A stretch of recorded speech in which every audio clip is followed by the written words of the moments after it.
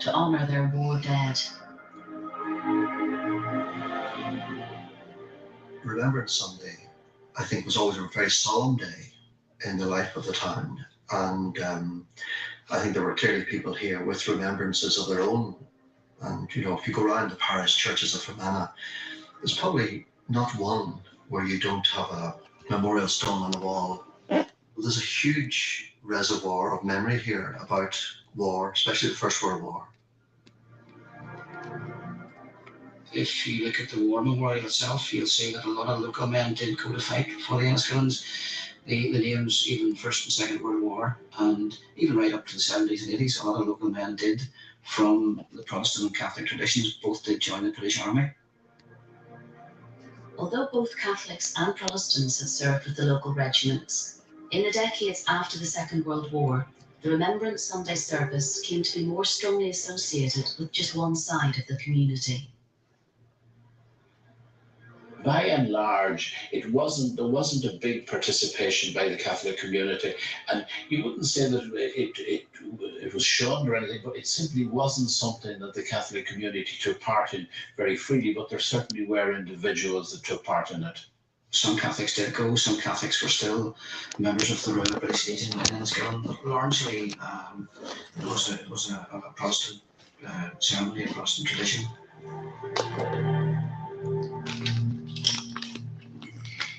I usually go with my dad, I think, every year. Don't want to go every year, but I think he appreciates coming.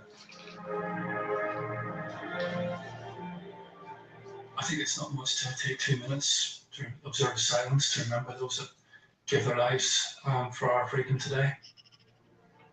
It wasn't a trivial matter. It was a solemn, serious matter in the life of the town. I always felt that when lunchtime came on Remembrance Day, that something had passed, and it was something lifted from our shoulders.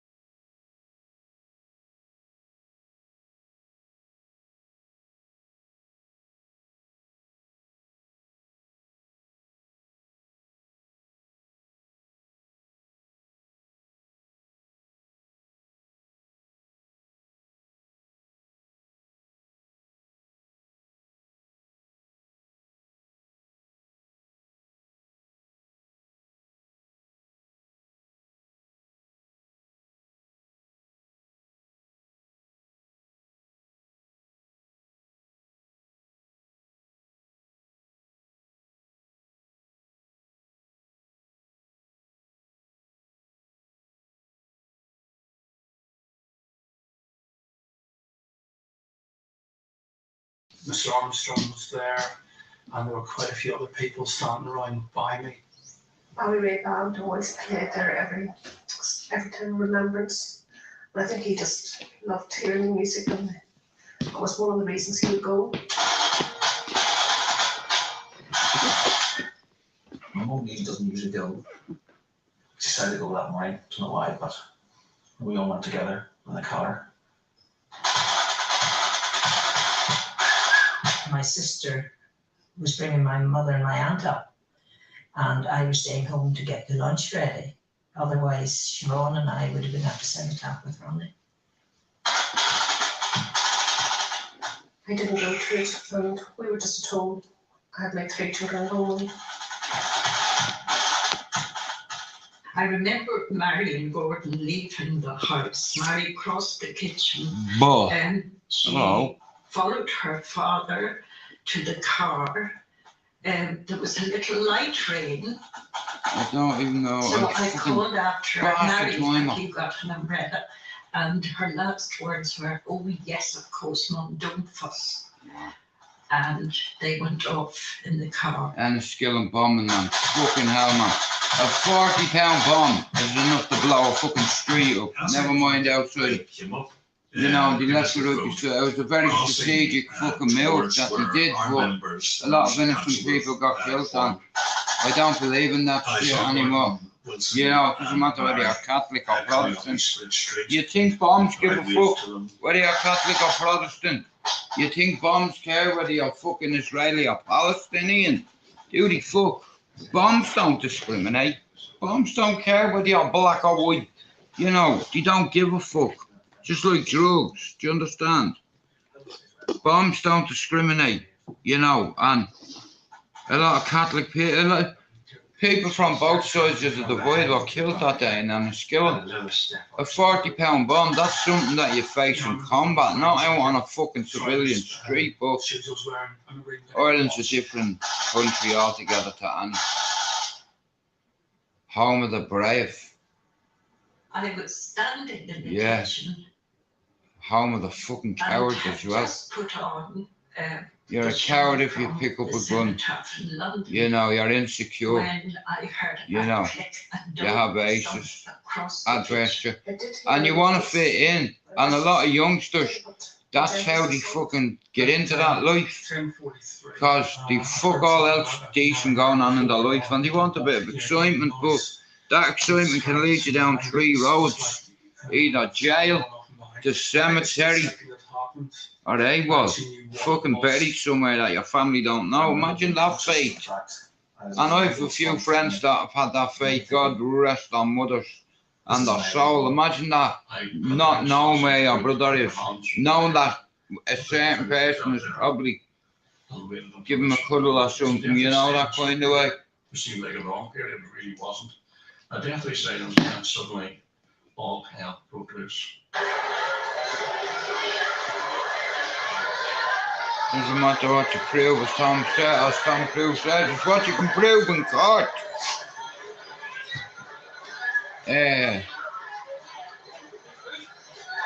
Nah, like I said, bombs don't discriminate. A lot of children lost their lives that day, you know. Fucking shocking. And I used to believe in all that. You know, and when I come here and an English lady helped me, that blew my mind. Like, you know, I realised that, hang on a minute, all my life I've been raised to dislike these people, and they're fucking helping me, even offering me food. Do you understand? Now, we weren't fucking that bad off, you know, but at the time, the only things we had in the property was like a bed and a kettle. My grandfather lived in Longside, and when I first come to the UK, I'd never seen a black man in my life, only on TV, right?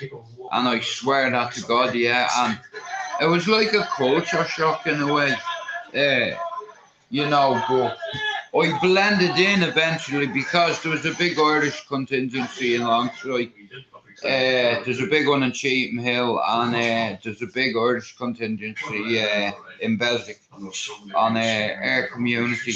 There's a lot of good guys on here. There's a lot of good coaches that are gypsy men, you know, that have been boxing and fighting since they're kids, and you know, they volunteer, like, and they help these kids, you know, change their mindset.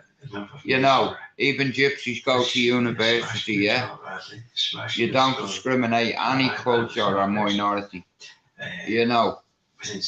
Like I said, I have a friend, and my own lad and his daughter went to the same uni, and he's a travelling man, Michael Collins. This Katrina and my Dylan, yeah. And the same two kids were picked to go to drama class out of the old school years ago. Like, now, my son's already won because of the specific role he does on my mum's ashes. 2.5 years ago, he won Best Teacher in the UK. And here you can check all this out.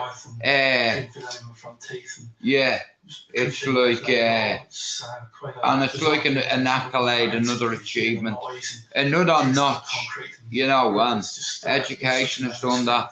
And, you know, I can be so reckless, yeah. And like a lot of people on YouTube, we say things and then upon reflection, depending whether you have any character, you tend to say, you know what, I was a bit out of order there, whatever. But anyway, yeah, I'm away now. Stevie, I'll talk to you on Instagram in the group. Alright.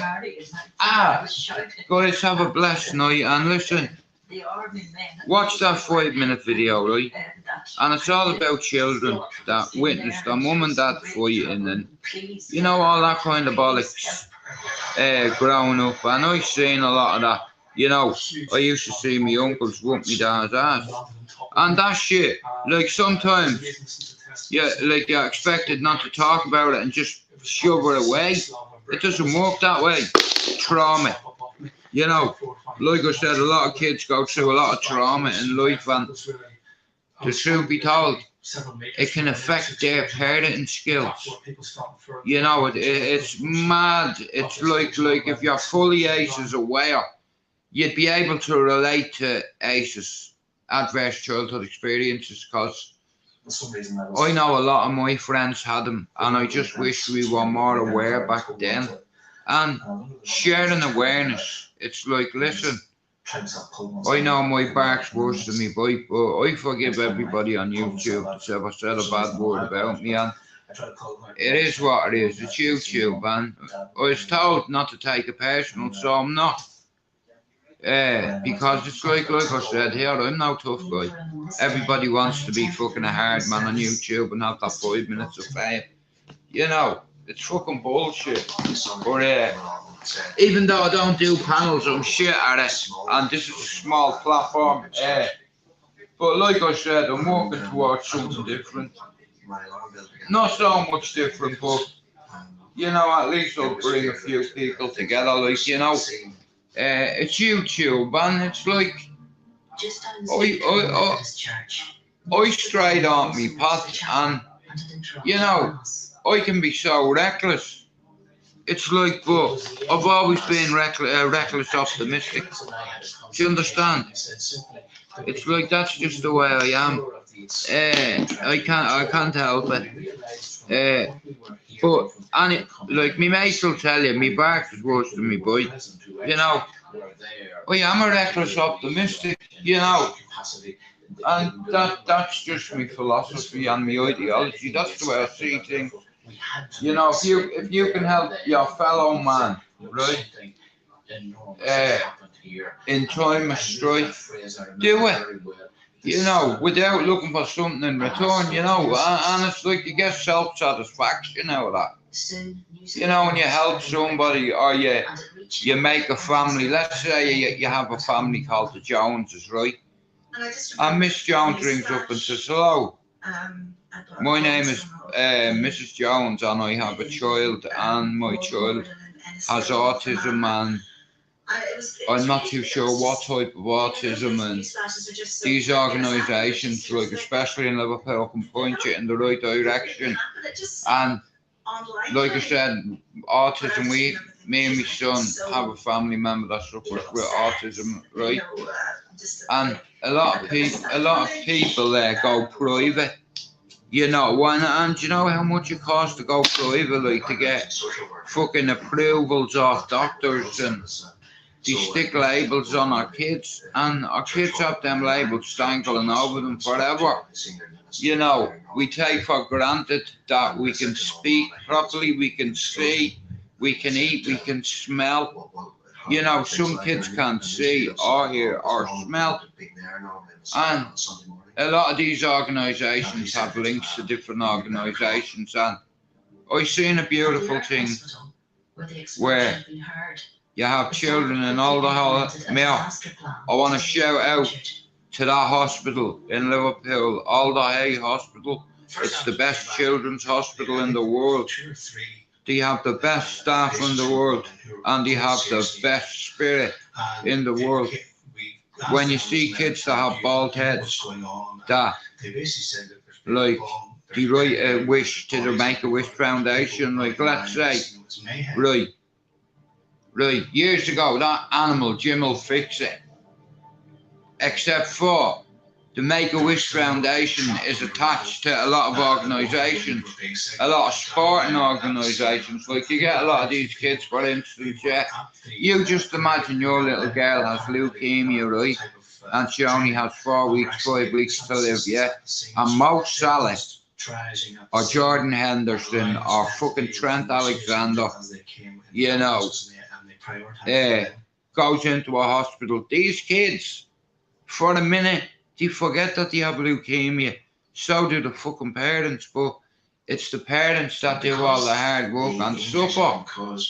You know, because at the end of the day, when you have a child that has no hair, and when they see a footballer, the smile and the glint in their eye, and for a moment, they forget they are in Alder Hospital dying with leukemia.